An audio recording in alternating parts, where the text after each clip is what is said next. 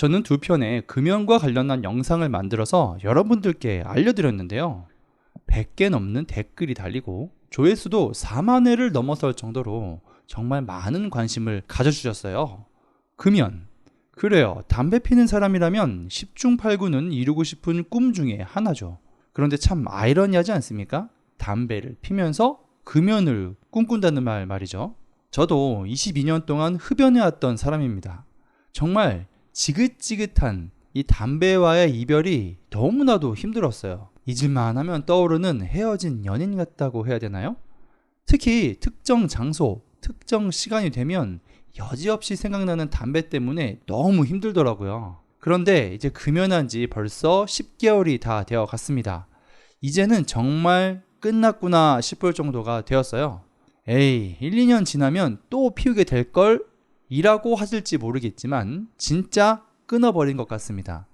예전에 금연 경험과는 완전히 다르기 때문이에요.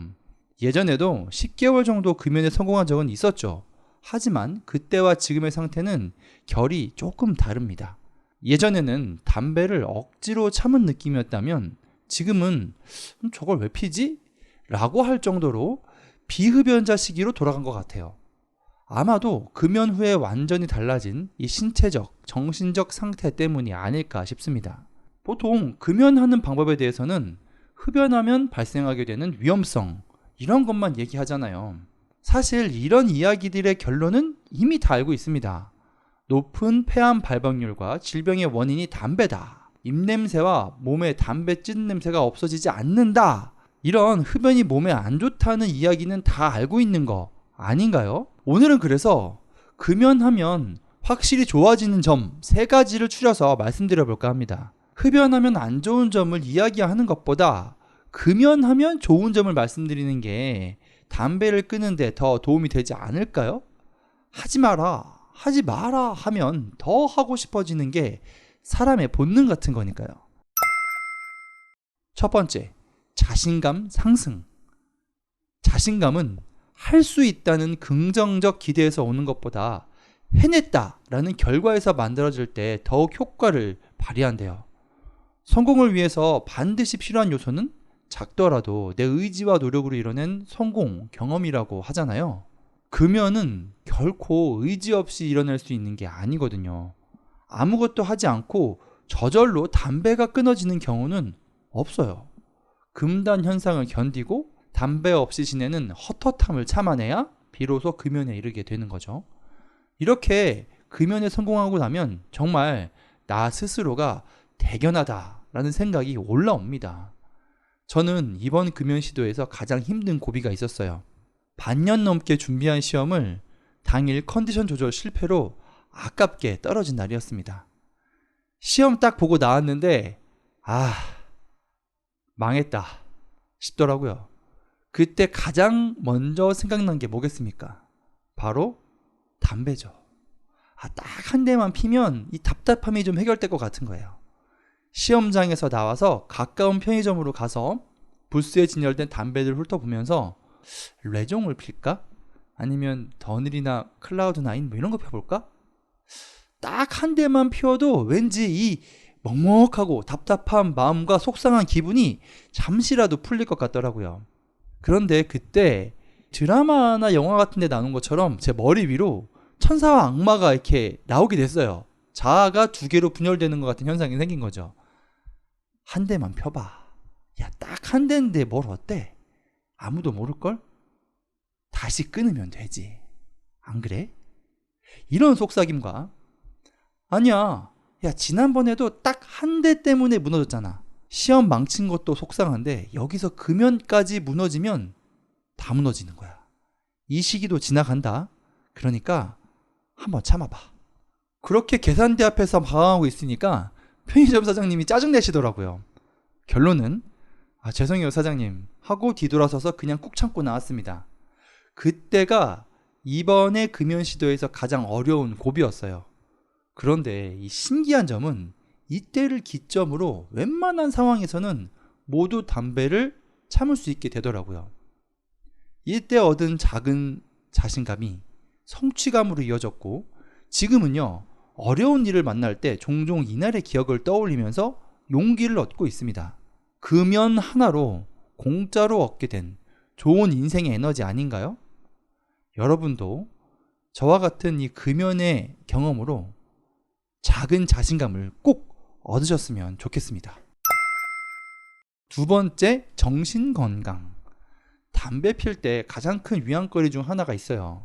담배는 몸에 해로울지 모르겠지만 정신건강에는 이롭다라는 잘못된 믿음이죠. 담배 한 대 핀다고 문제의 원인이 사라지는 게 아닌데 꼭 그렇게 합리화하게 되더라고요. 그런데 걱정과 골칫거리는 담배를 핀다고 해결되는 경우가 없습니다. 오히려 악화되는 사례가 더 많죠. 담배를 피면 목도 칼칼하지만 쉽게 피곤해지거든요. 가슴이 먹먹해지고 더 답답해지죠. 목에 느껴지는 타격감이 좋으니까 힘들고 어려울 때 더 많이 피게 돼요. 결국 이런 악순환의 연속이 반복되는 거죠. 담배를 끊게 되면 오히려 힘들고 짜증나고 어려울 때 다른 걸 찾게 되더라고요. 큰 숨 한 번 크게 쉬고 평소에 비싸서 못 먹던 음식을 찾아서 먹거나 하지 않았던 운동 같은 걸 하게 되는 습관으로 바꿨어요. 그랬더니 거짓말처럼 문제가 해결되는 경우가 많아졌습니다. 건강하게 주위 환기가 자연스럽게 이뤄진 거겠죠. 주변 사람들도 이런 제 모습을 더 좋아합니다.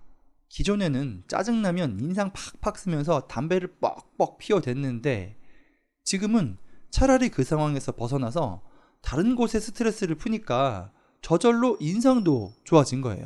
담배를 끊으면 몸만 건강해지는 게 아닙니다. 정신 건강도 덩달아 좋아집니다. 세 번째, 가족과의 관계와 돌아온 입맛. 담배 필 때 가장 괴로운 사람이 누군지 아세요? 본인이 아니라 담배 피지 않는 가장 가까운 사람일 거예요. 특히 가족들이 가장 힘들어합니다.